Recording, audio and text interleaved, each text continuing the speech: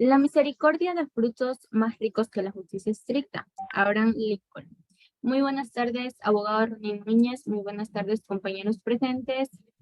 A mi grupo, que está compuesto por Javier Perdomo, Gladys Isaac, Yuleidi Malisa y Camila Mena West, nos ha tocado exponer los siguientes temas que son muy importantes en la materia.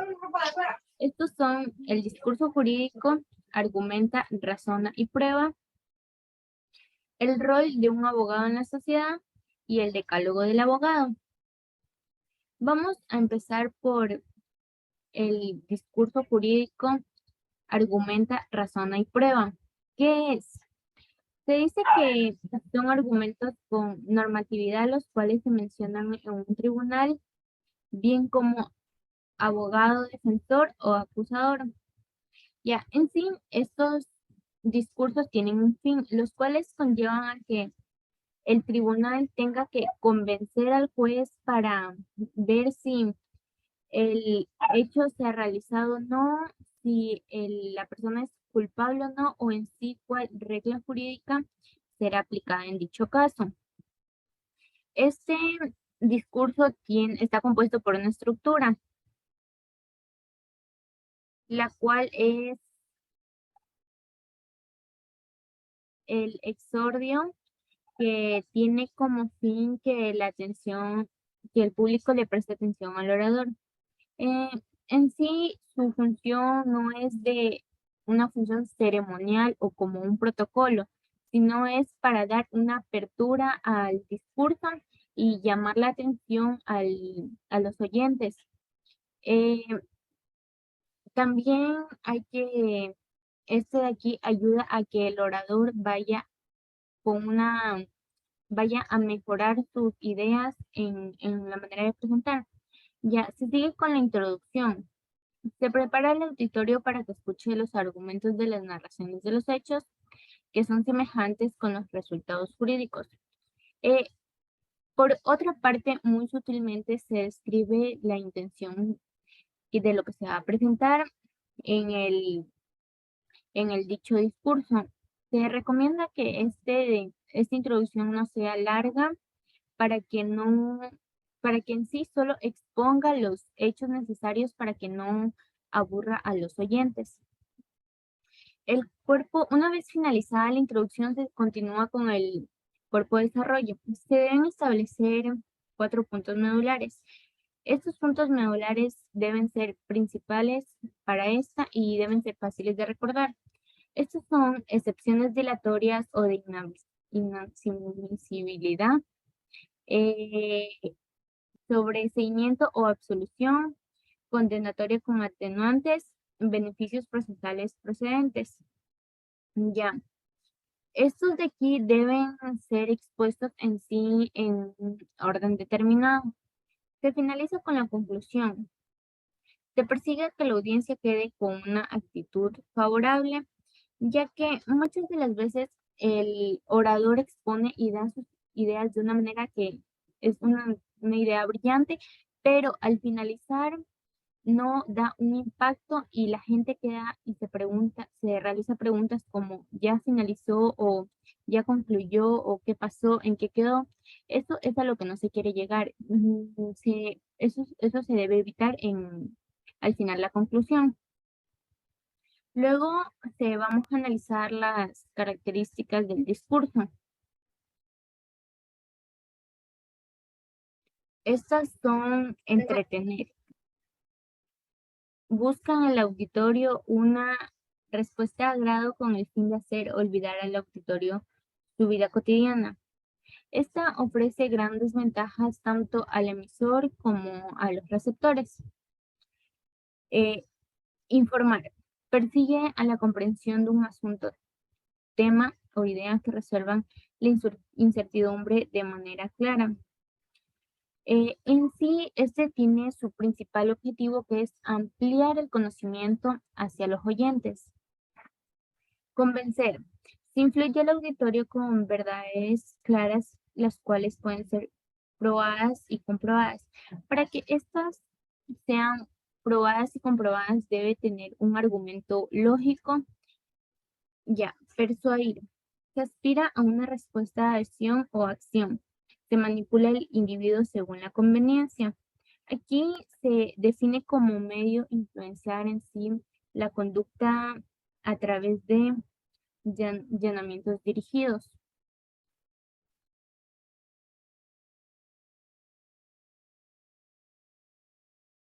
Bueno, después que la compañera nos ha dado sobre un concepto de qué es el discurso, las características que debe tener un discurso jurídico, vamos a darle una clasificación al discurso jurídico. Esta clasificación se divide en tres partes. Ante el defendido, el discurso ante el jurado y el discurso ante el tribunal. El discurso ante el defendido o defendida es el enunciado que utiliza un abogado designado para defender un caso, para convencer al defendido que todas las acciones que se realicen están bajo el marco de la ley y bajo la teoría. Aquí el abogado debe mantener o convencer al defendido con un lenguaje muy claro, sencillo y entendible. El discurso ante el jurado es muy al del tribunal. El abogado debe mantener más cuidado porque en este se toma más en cuenta la presencia de que en qué parte está actuando. Aquí el abogado debe mantener un lenguaje léxico muy amplio, ya que así le permitirá comunicarse de manera clara y ordenada todos sus argumentos que vaya a presentar. Estos argumentos, además, el abogado debe mantener todos estos argumentos de manera en bases de hechos y reales. El discurso ante el jurado es muy similar a la parte superior, o sea, al discurso ante el tribunal, en tanto a su contenido, su forma. Lo único que se diferencia en este es a quién se va a dirigir. Y aquí, como su nombre mismo lo dice, ante el jurado. Es un número de personas designadas que tienen diferente tipo de profesión, diferente tipo de carrera. Entonces, ellos son, nosotros como abogados tendremos que convencerlos a ellos en forma mencionalmente. A continuación, se les presentará un video en donde explicará cómo todas las características del discurso jurídico, cómo estaba estructurado y cómo se presenta.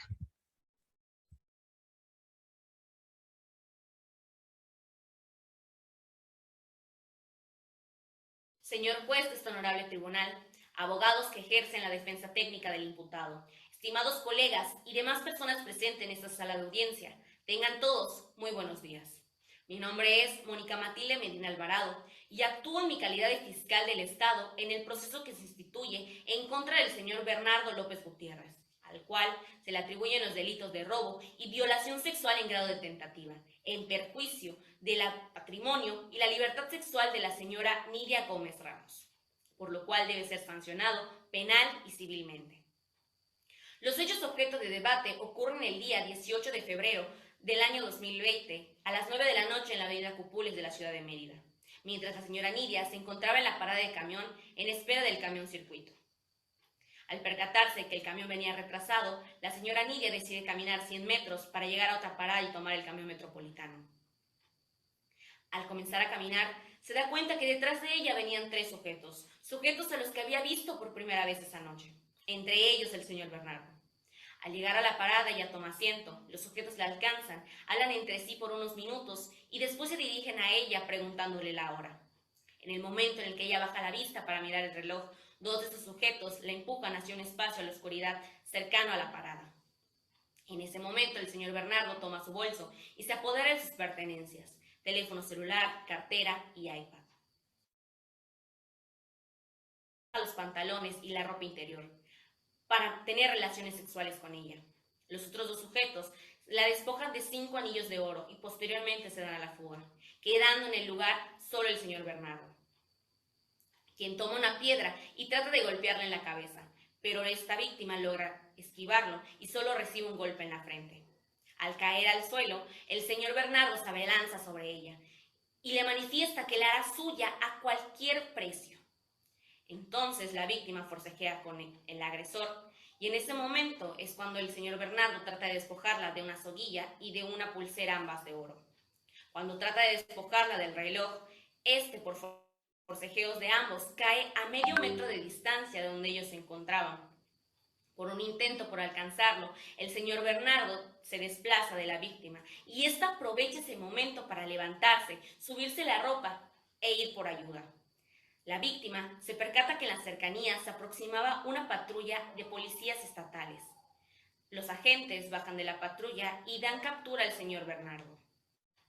La fiscalía está capacitada para probar que las conductas son típicas, antijurídicas y culpables, y que los hechos se adecúan perfectamente a los delitos de robo y violación sexual en grado de tentativa, los cuales están descritos en el artículo 330 del Código Penal del Estado de Yucatán, el cual establece que comete el delito de robo quien se apodere de cosa ajena mueble sin derecho o consentimiento de la persona. Asimismo, concurre en el delito de violación sexual establecido en el artículo 313 del mismo código, que establece que quien realice cópula con otra persona de distinto sexo, sin embargo, no llegó a la cópula, por lo que el artículo 17 del mismo código establece que al momento de realizar una parte totalmente los actos por los que se consigue un fin, este puede ser punible, si aquel no se consuma por agentes distintos a la voluntad del autor, que coinciden perfectamente con este delito, pues el señor Bernardo manifestó que quería abusar sexualmente de la señora Nidia, y que no lo logró por circunstancias de que el reloj cayó lejos, y al momento de alcanzarlo, la víctima aprovecha el momento, forcejea con este y va por pedir ayuda. En ambas conductas es perceptible el dolo, pues el señor Bernardo es consciente y tiene toda la voluntad de dañar a la señora Nidia, aún en contra de las normas penales. Asimismo, añado también que ha existido una relación concursal de delitos, específicamente una relación concursal real de delitos, puesto que deberá ser valorado al momento de establecer la sanción penal. Asimismo, el artículo 15 del Código Penal del Estado de Yucatán nos permite acreditar que el señor Bernardo actuó a título de autor intelectual y directo de los hechos, por lo cual debe ser sancionado. Para probar nuestras pretensiones, contamos con pruebas periciales consistentes en el informe médico que acredita los golpes y los causantes de los cuales sufrió la víctima. Asimismo, el informe del análisis de las huellas dactilares encontradas en el cuerpo, ropa y objetos de la víctima. Del mismo modo, el informe policial homologado, que a su vez contiene el inventario de los objetos que fueron retirados de la señora Nidia y estaban en disposición del señor Bernardo. Asimismo, la prueba documental consistente en los videos de las cámaras de vigilancia de la ciudad, donde es observable el momento en el que los tres sujetos iban detrás de la víctima y minutos después desaparecen, coincidiendo con lo relatado en los hechos. Y por último, el testimonio de la señora Nidia Gómez Ramos, única testigo y víctima de lo sucedido, declaración que coincide con los demás hechos narrados. Los medios probatorios presentados son idóneos para configurar la culpabilidad jurídica del señor Bernardo y destruir toda presunción de inocencia de la que actualmente goza. Por ello, en su momento oportuno y en representación de los intereses del Estado, con base en el artículo 73 del Código Penal del Estado de Yucatán, solicito a su autoridad una sanción condenatoria, penal y civil en contra del señor Bernardo López. Así concluyo.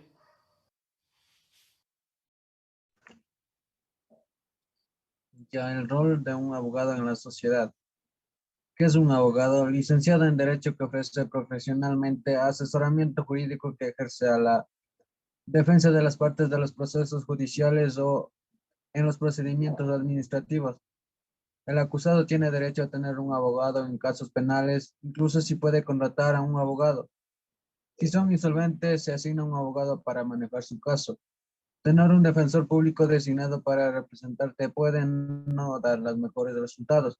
De hecho, el hecho de estar representado por un abogado privado en el lugar de un defensor público aumenta las posibilidades de evitar por completo la cárcel y recibir una sentencia de cárcel más corta. Abogado en un ámbito público. Ventajas y consentimiento. Ventajas. Su costo es gratis. El costo lo paga el gobierno estatal o federal, dependiendo de si es un caso estatal o federal. Estos suelen ser asignados a muchos casos, así que les lleva mucho tiempo a conseguir mucha experiencia de trabajo con el sistema de corte criminal. Llegan a conocer a los jueces y los fiscales y se exponen un montón de diferentes tipos de casos y cómo esos casos se resuelven. Eligen el área del derecho porque les gusta ayudar y eso les impulsa a dar mejores resultados a los clientes. Consentimientos son conocidos por tener exceso de trabajo. Ellos manejan más casos de los que pueden manejar. Eso les lleva a conducir a los acusados a acuerdos de culpabilidad para reducir su carga de trabajo. Son designados para representar a los clientes. El nombramiento no necesariamente se hace porque el defensor público individual es el mejor abogado para manejar un tipo particular de caso criminal. Abogado en un ámbito privado. Ventajas y desventajas. Ventajas. Controlan un número de clientes que contratan a la vez, por lo que pueden mantener su carga de trabajo a un nivel razonable. Tienen el tiempo para conocer todos los detalles de su caso. Pueden hablar con los testigos y visitar la escena del crimen. Ellos cobran por sus servicios. Esto hace que pueden contratar más personal para que les ayude.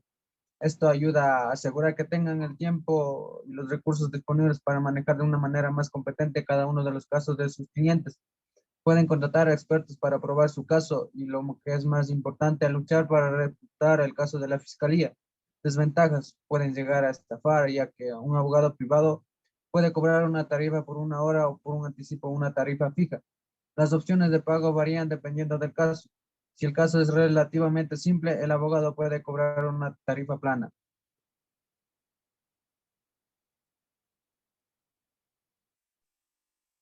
Mandamientos del abogado. 1. Estudie. El derecho se transforma constantemente si no sigues sus pasos. Serás cada día un poco menos abogado.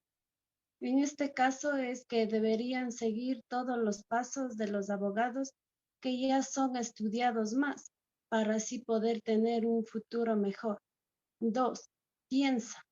El derecho se aprende estudiando, pero se ejerce pensando. Tener la capacidad de cada persona, eso nos ayuda a analizar y utilizar la forma de pensar. 3. Trabaja. La abogacía es una ardua fatiga puesta al servicio de la justicia. Es tener inteligencia para las normas o casos que realizan los abogados. 4. Lucha. Tu deber es luchar por el derecho, pero el día en que encuentres en conflicto el derecho con la justicia por la justicia. 5. Sé leal. Leal para con tu cliente, al que no debes abandonar hasta que comprendas que es indigno de ti. Leal para con el adversario, aun cuando él sea desleal contigo. Leal con el juez que ignora los hechos y debe confiar en lo que tú dices, y que en cuanto al derecho alguna que otra vez debe confiar en el que tú le invocas. Es no dar espaldas a quien es tu mejor compañero de trabajo. Tolera.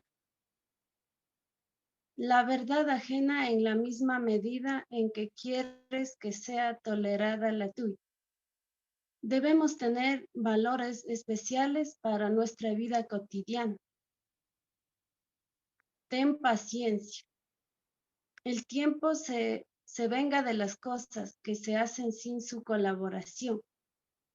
Es que debe tener paciencia para todo. Mientras un profesional no tenga paciencia, no favorecerá a nadie. Ten fe.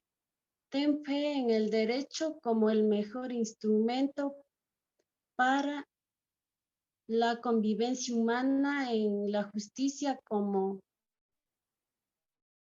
destino normal del derecho, en la paz como sustitutivo bondadoso de la justicia, y sobre todo ten fe en la libertad, sin la cual no hay derecho, ni justicia, ni paz. Es que debemos guiar de esta, que buscamos la razón y la justicia. Olvida, la abogacía es una lucha de pasiones si en cada batalla fueras cargando tu alma de rencor, llegará un día en la que tan pronto tu victoria como tu derrota, que debemos ver con un fin o un meta de lograr alcanzarnos. Ama tu profesión. Trata de considerar la abogacía de tal manera que el día en que tu hijo te pida consejo sobre un destino, consideres un honor para ti ponerle que se haga abogado. No solo deben ejercerse, sino también hacerlo sentir con orgullo a los demás. Estos mandamientos del abogado es que nos ayudan a reflexionar sobre la vida práctica que un abogado debe trabajar dentro de su campo laboral para que cuando tengan una larga trayectoria profesional, la problemática social haga de enfrentar en su camino y no deje consecuencias que está en la vida emocional del representante legal.